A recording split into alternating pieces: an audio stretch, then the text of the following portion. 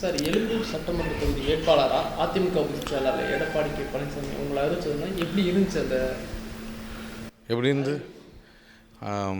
அது மிக ஒரு சந்தோஷமான தருணம். நம்ம ஒரு அரசியல்வாதியாக நம்ம பயணம் தொடங்குச்சு. அந்த பயணத்துக்கு ஒரு என்ன சொல்கிறது, ஒரு அங்கீகாரம். அந்த அங்கீகாரம் தான் எனக்கு கொடுத்த இந்த வாய்ப்பு. எந்த ஒரு பொலிட்டிஷியனோ, எந்த ஒரு மேலே நோக்கி போகணும், மக்களுக்கு நல்லது செய்யணும்னு ஆசைப்படுற எந்த ஒரு மனிதனும் இந்த வாய்ப்பை தேடி எப்பொழுதும் ஏங்கி கொண்டு காத்து கொண்டு இருப்பான். இந்த பொன்னான வாய்ப்பை எனக்கு இந்த வயதில் என்னை தேர்ந்தெடுத்து எனக்கு அமைத்து கொடுத்த என் தலைவருக்கு எப்பொழுதும் என் கோடான கோடி நன்றிகளும் விசுவாசங்களும் எப்பொழுதும் இருக்கும்.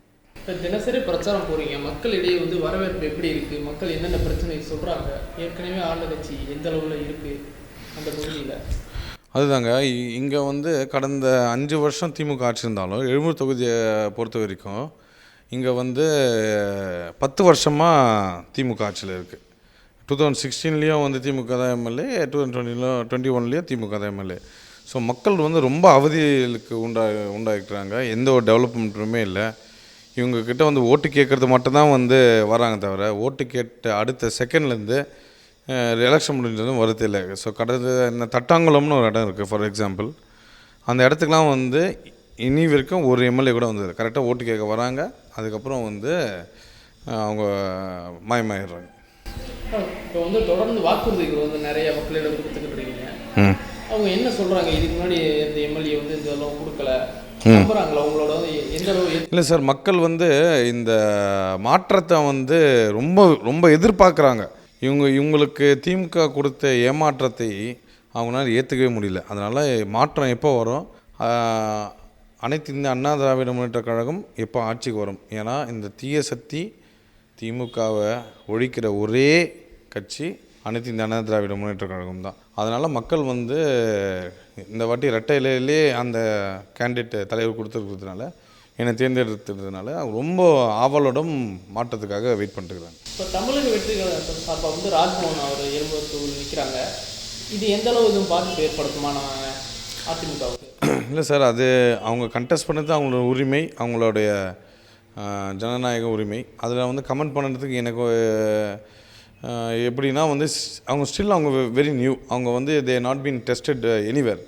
ஸோ அவங்க ரிசல்ட்ஸ் எப்படி இருக்கும், அவங்க எவ்வளோ ஓட்டு வாங்குவாங்க, யார் ஓட்டு வாங்குவாங்க, புது ஓட்டர்ஸா, திமுக ஓட்டா, அதிமுக ஓட்டான்னு யாருக்குமே தெரியாது. பட் நான் நம்புகிற ஒரு இதுன்னா அவங்க கண்டிப்பாக திமுக ஓட்டை பிரிப்பாங்கன்னு தான் எனக்கு தோணுது.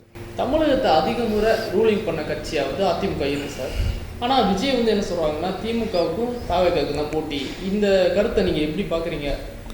இப்போது திமுகவை பொறுத்த வரைக்கும் சார், அவங்க இப்போ ஆளுங்கட்சி இருக்கிறதுனால மேபி டிவிகே தலைவர் அவங்கள அப்படி சொல்லலாம். பட் ஆனால் 31 வருஷம் தமிழ்நாட்டை ஆண்ட கட்சி அனைத்து இந்த அண்ணா திராவிட முன்னேற்ற கழகம் கட்சி.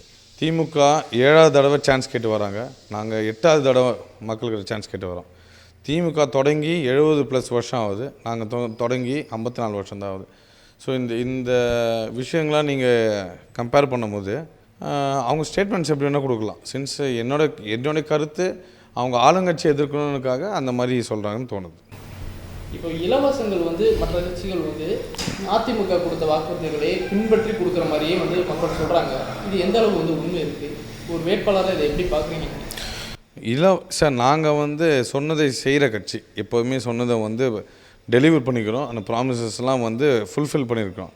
ஆனால் திமுக அவங்க 500 சில்லற வாக்குறுதிகள் அறிவிச்சாங்க. அதில் எதுவுமே அவங்க சரியாக செய்யலை. பண்ணதே முழுசாக முடிக்கல, நிறைய விஷயம் பண்ணவே இல்லை. ஃபார் எக்ஸாம்பிள் கேஸுக்கு மானியம் 100 ரூபா மானியம் கொடுக்குறோன்னாங்க. பெட்ரோல் டீசல் ப்ரைஸ் ஸ்டேட்டில் மட்டும் கம்மியாக கொடுக்குறோன்னாங்க.